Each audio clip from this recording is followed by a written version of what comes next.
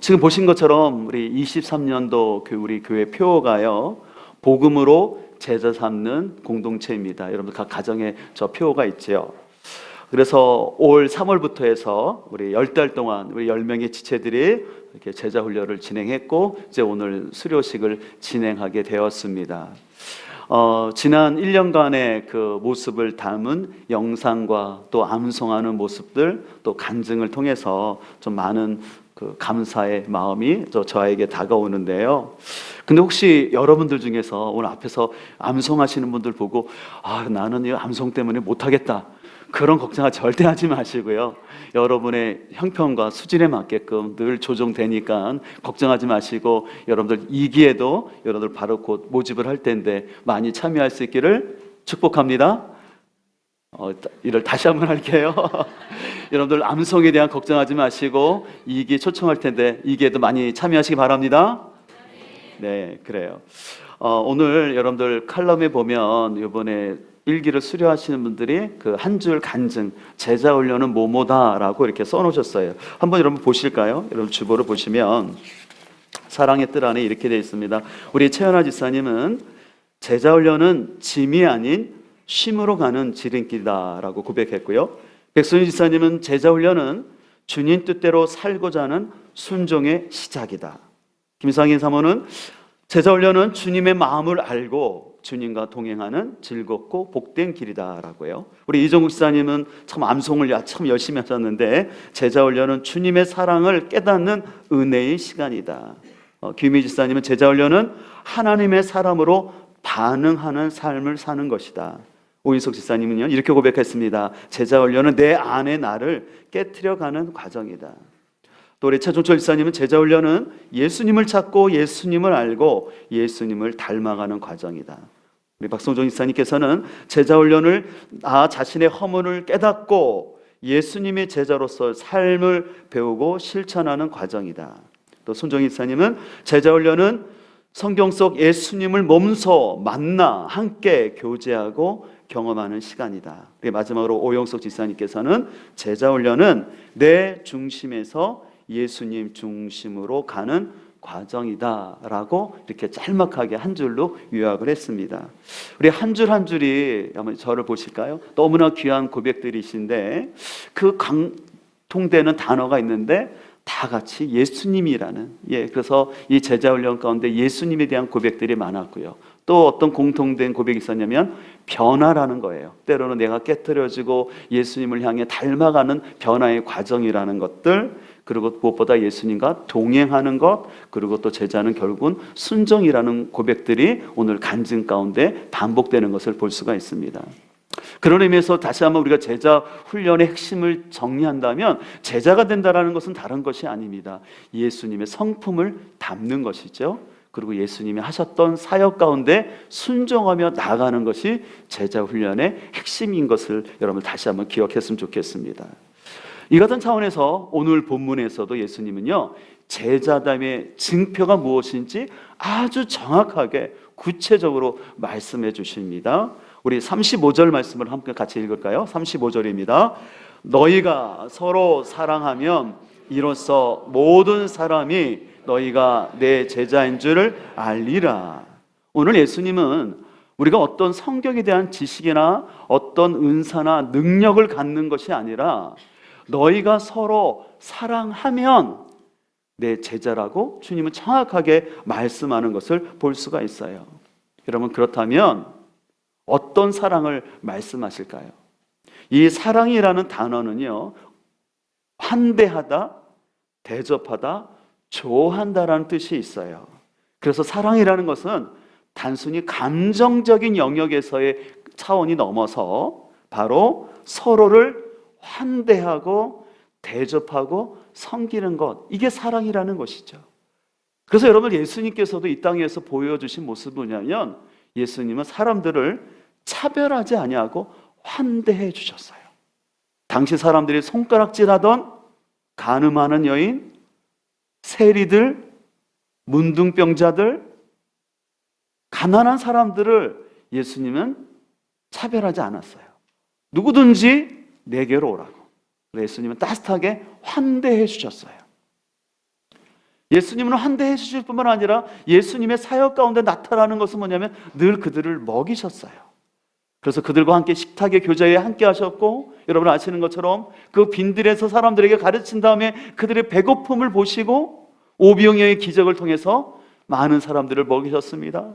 또 제자들이 전도 보고를 할 때 제자들이 쉼 없이 보고하는 것을 보고 안타까움을 먹고, 야 너희들 그만 보고하고 너희들 따로 한적한 곳에 가서 먹어라. 그래서 예수님께서는 제자들의 먹을 것들을 챙겨주셨죠. 그리고 실제로 예수님께서 제자들의 발을 씻겨주시는 이런 섬김의 본을 보여주셨던 것을 알 수가 있습니다. 그래서 이번에 제자훈련 1기를 하면서 우리가 함께 말씀을 배우는 시간도 있었지만 또 한 가지 의미 있는 시간들은 뭐냐면 함께 식탁의 교제를 나누는 것이었습니다. 이 식탁의 교제라는 것은 뭐냐면 내가 다른 사람을 섬기는 거예요. 어떤 분들은 음식을 참 잘하는 분들이 있어요. 그럼 어떤 분들은 그냥 음식하는 것이 낯설 수도 있고, 특별히 많은 사람들 앞에 이렇게 식사를 대접하는 것들이 경험이 없으신 분들이 있었습니다. 근데 그 가운데 다른 사람의 환대를 받으면서 나도 다른 사람을 섬길 수 있는 사람으로 변화되어서 함께 식탁의 교제를 나눌 수 있었던 것은요, 너무 큰 축복이었습니다. 그래서 우리는 함께 이 밥을 먹는다라는 것이 얼마나 소중한 것을 알게 되었어요. 그래서 함께 밥을 먹음으로써 우리는 함께 이게 가족이구나 라고 고백할 수 있는 것이죠. 그래서 우리 김윤미 지사님이 그런 고백을 하셨는데요, 처음에는 10개월이라는 기간이 굉장히 긴 것처럼 느껴졌다라는 것이죠. 근데 함께 중반쯤 지나다 보니까 진짜 가족됨을 느끼면서 그 가족 앞에서 내 허물과 부끄러움을 얘기하는 것이 전혀 창피한 게 아니라는 것을 알게 되고, 오히려 그것을 나누면서 함께 진짜 한 지체이다, 우리가 가족이라는 것을 알게 되었다라고 고백을 하셨습니다. 특별히 지난번 설교에서도 말씀드린 것처럼 이번 제자훈련의 마지막 과가 주제가 뭐였냐면 새 계명 사랑하라 였습니다. 그래서 저는 이 공부를 우리 지체들과 함께 하면서 다시 한번 이 사랑에 대한 주제를 깊이 생각해 보게 되었습니다. 저는 그 마지막 과를 우리 지체들과 함께 나누면서 제 자신을 돌아보면서 얼마나 제 안에 더 그리스도의 사랑이 충만했었는가, 또 그 사랑을 얼마나 지체들에게 잘 표현하고 섬겼는가를 생각할 때 참 많이 부족하다라는 것을 깨닫고 더욱더 하나님의 은혜를 구하게 되었습니다. 그러면서 저는 그 말씀을 묵상하면서 하나님께서 저에게 구체적으로 원하는 사랑은 무엇일까를 생각했을 때 고린도전서 13장이 흔히 우리 사랑장으로 알려져 있는데, 그 13장을 묵상하면서 저에게 주시는 하나님의 마음은 뭐냐면 오래 참음이었어요. 그래서 하나님께서 저에게 더 원하는 것은 뭐냐면 오래 참고 견디는 사랑에 대해서 많이 도전을 주셨습니다. 아내가 가끔 그런 얘기를 할 때 있어요. 여보, 좀 당신 좀 천천히 했으면 좋겠어요 라는, 천천히 하라는 말을 좀 이렇게 얘기를 합니다. 저는 여러분들이 어떻게 볼지 모르지만 저는 어려서부터요, 저희 문 씨라는 걸 되게 자랑스럽게 생각했어요. 왜냐하면 저희는 문 씨가 뼈대 있는 집안이라고, 저희 할아버지가 현관을 또 하셨던 분이기 때문에 그런 게 있었어요. 또 그럴 뿐만 아니라 실은 여러분들 제가 좀 팔자걸음이 심합니다. 그래서 제가 팔자걸음을 걷다 보니까 제가 빨리 안 걸어요. 그래서 제가 좀 천천히 걷고 하다 보니까 저는 제가 굉장히 느긋한 사람인 줄 알았거든요. 근데 아내가 보니까, 같이 살아보니까 어떤 부분에서는 굉장히 좀 조급하다는 것을 보게 된 것 같아요. 그래서 아내가 여보, 당신이 좀 이런 부분에서 좀 천천히 했으면 좋겠어 라고 얘기를 해주는데, 그래서 가만히 저의 삶을 이렇게 돌아보니까 때때로 저도 제 안에 성숙하지 못한 그런 것들이 있구나라는 걸 보게 돼요. 그래서 좀 더 여유 있게 생각하고 좀 더 부드럽게 좀 표현해야 되는데, 어느 부분에서는 부드럽게가 아니라 제 감정적인 마음이 담긴 표현들이 저도 모르게 나가는 것들을 제가 깨닫게 되었습니다. 그래서 그리고 특별히 또 제가 어떤 표정들이나 그런 부분에서도 좀 이렇게 사람들 앞에 더 덕을 끼쳐야 되겠다라고 생각을 하게 되었어요.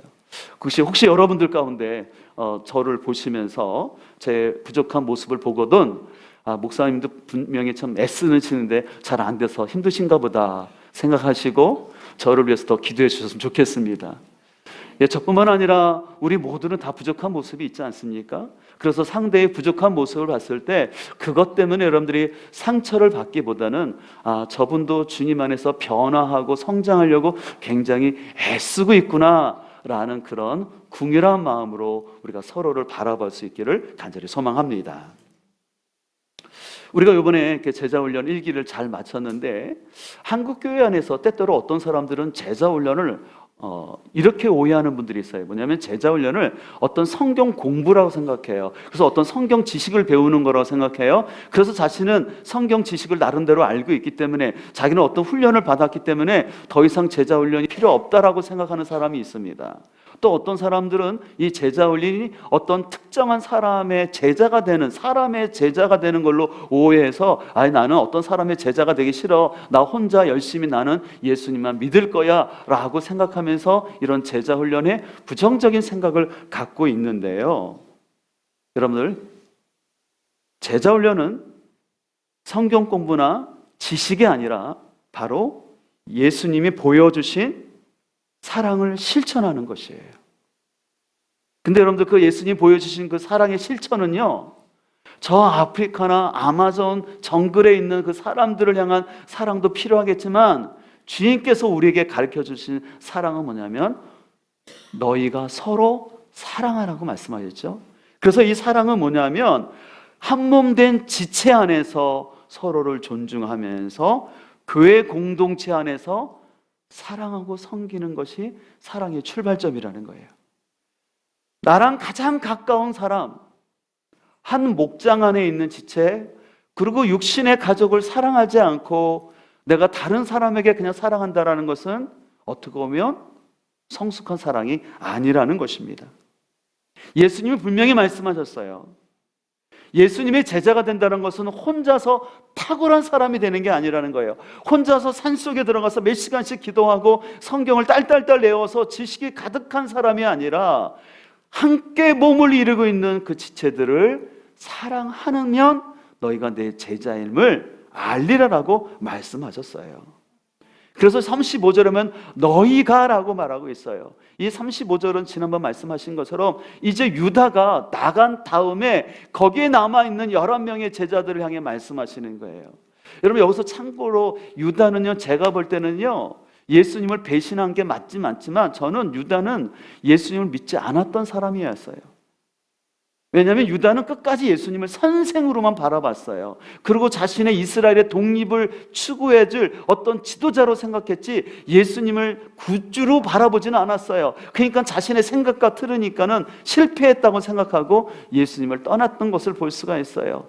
그래서 예수님은 믿다가 실족한 사람이 아니라 저는 이 유다는 애초부터 끝까지 예수님을 믿지 않았던 사람이었던 것을 보게 돼요. 근데 주님은 그 유다에 대해서 더 이상 말씀하지 않아요. 이제 주님께서 관심 두고 있는 것은 뭐냐면 거기 남아있는 그 여러 명의 제자들을 향하여서 너희가 서로 사랑하라고 말하고 있어요. 그리고 여러분 알다시피 이 제자들은 어떤 사람들이었습니까? 예수님이 십자가를 지고 가는 그 길 가운데 그들은 서로 누가 높으냐라고 시기하고 경쟁했던 사람들이었어요. 그리고 실제로 예수님이 십자가를 지실 때 여러분 다 알다시피 다 예수님을 모른다고 부인하고 도망갔던 어떻게 보면 참 찌질하고 못난 사람들 아니었습니까? 그러나 그런 그들이었지만 오순절날 성령이 임하였을 때 그들은 진정으로 예수 그리스도의 십자가와 부활을 깨닫게 되고, 그래서 그들은 변화되면서 이제 초대교회가 세워지고, 그리고 그들이 교회 안에서 서로 섬기고 사랑했던 것을 볼 수가 있어요. 그래서 오순절 이후에 제자들의 모습은 변화되어서 그들이 외쳤던 것은 뭐냐면 부활하신 예수님이 참된 하나님이라는 사실을 선포하면서 그 제자들의 메시지는 서로 사랑하라는 이 메시지를 외쳤던 것을 볼 수가 있어요. 우리의 아들이었던 그 불같은 성격을 갖췄던 요한도, 오늘 이 요한복음을 기록하고 있는 그 사도도 사랑을 선포하고 있습니다. 다혈질의 베드로도 그 베드로 전후서를 보게 되면 그가 얼마나 그 베드로의 그 마음속에 그 성도들을 향한 사랑이 가득한지를 몰라요. 그래서 그 베드로의 모습 가운데, 요한의 모습 가운데 드러났던 것은 뭐냐면 사랑의 모습이 그들 가운데 나타난 것을 볼 수가 있습니다. 저는 이것을 보면서 성경적인 교회, 건강한 교회는 어떤 교회냐면 단순히 건물이 크고 화려하고 어떤 성도의 숫자가 많은 것을 넘어서 서로가 서로의 잘못을 용납하면서 그리고 서로 사랑하며 섬기는 것이 주님께서 원하시는 공동체인 줄 믿습니다. 그렇기 때문에 교회에 필요한 것은요, 어떤 재능 있고 유명한 사람이 있는 것이 아니라 탁월한 사람이 있는 것보다도 예수님의 사랑을 깊이 아는 사람이 먼저 필요한 거예요. 다시 말해서 복음의 은혜를 아는 사람이에요. 그리고 복음의 은혜 가운데서 그 받은 사랑으로 인하여서 내가 함께 사랑하려는 그 사람들이 모여지면은 규모와 숫자가 상관없이 주님께서 기뻐하시는 공동체인 줄 믿습니다. 지난 월요일날 1박 2일 동안 성경적 교회를 지향하고 있는 목회자들 한 30여 명의 모임이 있었어요. 참 귀한 모임인데요, 거기 계신 목사님들이 그 목회 자신의 그 성공담, 나는 이렇게 해서 목회를 성공했다라는 얘기가 아니라 자신들의 실패담을 얘기하셨어요. 목사님들이 목회하시면서 겪었던 그 실패담들을 고백해 주시는데요, 어떤 분은 교회 안에 발생했던 사소한 문제 때문에 성도들이 한 40명이 떨어져 나가는 그 아픔을 얘기를 하셨어요. 또 어떤 분은 그 교회에 있었던 부교육자하고 그 성도하고 잘못된 불륜이 일어남으로 인해서 교회가 완전히 깨지는 아픔, 그리고 그것 때문에 목사님한테 화살이 돌아왔다고 하더라고요. 왜 그런 교육자를 뽑았냐고 하면서부터 성도들이 참 그 아픔들은 뭐냐면, 어떤 문제가 발생하면 그 화살을 자꾸 목회자한테 돌려놓고는 이제 교회를 떠나는 그 아픔이 있었다라고 얘기를 하시더라고요. 또 한 분은 장애인 공동체 사역을 담당하시는 목사님이신데 그런 고백을 하시더라고요. 어떤 얘기를 하셨냐면은, 세상적으로 조건이 좋은 사람들은 교회에 왔다가도 금방 떠나더라는 것이에요. 근데 반대로 세상적 조건이 별로 없는 사람들은 계속해서 그들을 섬기고 사랑했을 때 그들이 교회에 남아서 신실한 제자가 됐다라는 그 고백들을 하시면서 저희한테 그런 도전을 하셨어요. 목사님들이 여러분들 목회하실 때 교회에 필요한 사람을 전도하려고 하기보다는 교회의 필요가 절실히 필요한 그 사람들에게 복음을 전하고 그분들을 제자로 삼으시면 더 건강한 교회를 이룰 것입니다 라고 얘기를 해주시는데 저도 참 많이 공감이 되었습니다. 그래서 저는 이제 앞으로 특별히 이제 25일 날 우리가 성탄절 우리 VIP 초청 예배를 드리는데, 그냥 우리가 육신의 눈으로 봐서 야, 참 저런 사람이 교회에 오면 좋겠다라는 그런 관점이 아니라 진짜 교회의 사랑과 나의 섬김이 필요치 않으면 참 생활하기 어려운 그 가난하고 힘든 그 사람들을 주님의 마음을 가지고 그들에게 찾아가고 복음을 전할 때 그들에게 진정한 복음의 역사가 나타날 줄 믿습니다. 우리가 참 그런 걸 저도 느끼는 것 같아요. 세상적인 조건이 좋은 사람은요, 언제든지 다른 곳에서도 환영받을 수 있기 때문에 쉽게 이렇게 옮길 수 있을 것 같아요. 그러나 참 힘들고 어려울 때 자기를 품어주고 사랑해주고 함께 몸을 이루었던 그 경험을 한 사람은 그 사랑에 감사하여서 그곳에서 함께 하나님의 나라를 이뤄가는 것을 볼 수가 있습니다. 그래서 저는 우리 교회가 더욱더 사람을 진짜 외모로 보지 아니하고 그 사람의 가진 조건과 그걸 떠나서 부한 사람이든지 가난한 사람이든지 아니면 높은 사람이든지 낮은 사람이든지 그거 진짜 상관하지 아니하고 주님의 마음을 가지고 그 영혼을 바라보며 복음을 전할 수 있는 교회 되기를 간절히 소망합니다. 그런 마음 가운데 제가 이제 24년도를 준비하면서 하나님께서 계속해서 저에게 주시는 마음은 바로 우리가 목장 안에서 더욱더 사랑하는 공동체를 이루었으면 하는 마음입니다. 그래서 내년도에 저희가 목장 안에서 더욱더 좀 소망하는 것은 뭐냐면, 함께 식사하면서 우리가 10개월 동안 제자훈련 때문에 함께 밥을 먹으면서 함께 가족됨을 진짜 경험하게 됐거든요. 그래서 함께 밥을 먹고 그래서 목장 안에서 서로 섬겨주는 것들이 목장 안에서 많이 이루어졌으면 좋겠어요. 그래서 내년도에 이제 우리 목자들을 세우게 되는데, 그 목자들을 세울 때 하나님께 저에게 주신 마음은 뭐냐면, 목자의 기준은 뭐냐면 그분이 우리 교회를 얼마나 오래 다녔냐, 그분이 성경을 얼마나 많이 아느냐, 그게 눈에 들어오지 않더라고요. 제 마음속에 들어온 건 뭐냐면 어떤 목자가 밥을 잘 해줄까? 아니면 누가 밥을 잘 사줄까? 그래서 목원들에게 아끼지 않고 밥을 잘 사줄 수 있는 사람, 그리고 목원들을 위해서 기도해 줄 수 있는 사람이면 목자로 세우면 좋겠다라는 확신이 들었어요. 여러분 어떠세요? 괜찮을 것 같죠? 그래서 저는 그래요. 목회를 하면서 느끼는 거지만 배우는 것도 참 중요한 것 같아요. 그러나 사람은 지식 갖고 변하는 게 아니라는 걸 너무 깨닫는 것 같아요. 사랑받으면 변화되는 줄 믿습니다. 근데 그 사랑을 어디서 경험할까요? 우리가 이렇게 전체 연합으로 드리는 예배도 귀하지만 그 사랑을 나누기 위해서 하나님 목장을 주신 줄 믿습니다. 그래서 한 6명에서 12명, 많게는 12명이 될 수도 있겠지만 그래서 우리가 함께 먹는 것이 너무너무 소중한 거예요. 그래서 함께 먹으면서 함께 기도하고 삶을 나눠가면서 거기서 하나님의 사랑을 경험해가는 우리 공동체가 되기를 간절히 소망합니다. 그래서 우리 최연아 지사님이 그런 고백을 하셨잖아요. 제자 훈련은 짐이 아니라 심으로 가는 지름길이었다. 저는 얼마 이 표현이 너무 와닿았어요. 우리가 어떻게 보면 이 제자 훈련하니까 되게 힘들고 어려울 것 같이 생기지만 이걸 가정을 해보면 오히려 이게 나에게 힘이라는 것을 알 수가 있습니다. 저는 그런 차원에서 신앙생활도요, 여러분들에게 어떻게 보면 부담처럼 느껴지지만 여러분들 부담감이 아니라 복음의 진리 안에서 자유하고 행복한 신앙생활 됐기를 소망합니다.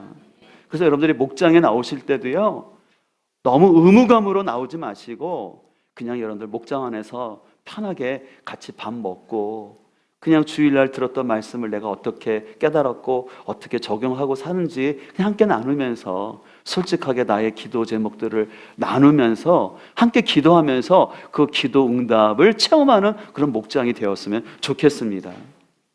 그리고 여러분들 사역을 할 때도요, 여러분들이 사역의 짐처럼 여겨지면 저한테 언제든지 와서 얘기하세요. 그럼 여러분들에게 좀 쉼의 시간을 드릴게요. 왜냐하면 예수님도 결코 제자들을 힘들게 막 사역시키려고 하지 않으셨어요. 주님이 우리 제자들을 불쌍히 여기시고 그들을 사랑해 주셨지, 주님은 철저히 제자들을, 좀 이런 표현을 써서 저는 참 싫어하지만 써먹으려고 제자들 부른 게 아니에요. 주님은 우리를 사랑하기 위해서 우리를 부르신 줄 믿습니다. 그래서 여러분들 사역 감당할 때도요, 내게 너무 힘들면은 쉬도 괜찮은 거예요. 그래서 여러분들 그렇게 생각해 보세요. 혹시 어떤 분이 봉사를 안 한다고 마음에 서운하게 생각하지 마세요. 왜? 그분에게는 쉼이 필요할 때가 있는 거거든요. 그래서 우리가 서로 용납하면서 내가 좀 힘이 있으니까 내가 하나 더 하자, 그런 마음을 가지고 우리가 함께 나아갈 수 있기를 축복합니다. 다시 한번 오늘 제자훈련 수료식을 맞아서 지난 10달 동안 참 열심히 달려온 우리 일기생 여러분들을 진심으로 축하하고 격려하면서 우리 공동체가 계속해서 영혼 구원하여 제자 삼는 복된 공동체 되시기를 주님으로 축복합니다. 여러분들 찬송가 503장을 보시게 되면요, 그 제목이 세상 모두 사랑 없어라는 이 찬양인데요, 이 곡을 작사한 분은 엑셀이라는 분인데요, 영어 찬송가로 보게 되면 이 제목이 Love라고 되어 있어요. 근데 여기에 보면은 그 찬송가 가사에 반복되는 표현이 있는데 영어식으로 뭐라고 되어 있냐면 For a little bit of love라고 되어 있어요. 여기 비트라는 단어가 나오는데요, 이 비트라는 단어를 여러분 학생들은 알겠지만 어떤 작은 조각, 또 소량이라는 뜻도 있는데요, 제가 보니까 잔돈이라는 뜻도 있어요.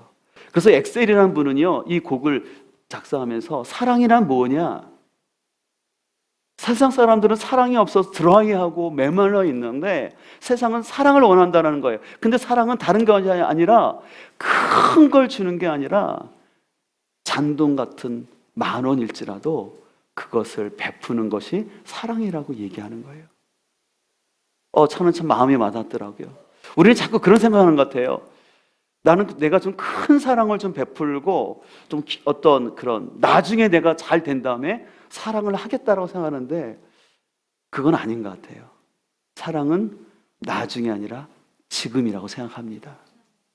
내가 나중에 돈 벌고 내가 위대해져서 그게 아니라 지금 내가 가진 것 가지고 그걸 나누는 게 사랑인 줄 믿습니다. 소망하는 것은 우리 공동체가 나중이 아니라 지금 사랑할 수 있게 소망합니다. 여러분 가진 것 큰 게 아니라 여러분 가진 것 작은 것을 나누는 사랑의 공동체 되기를 다시 한번 소망합니다.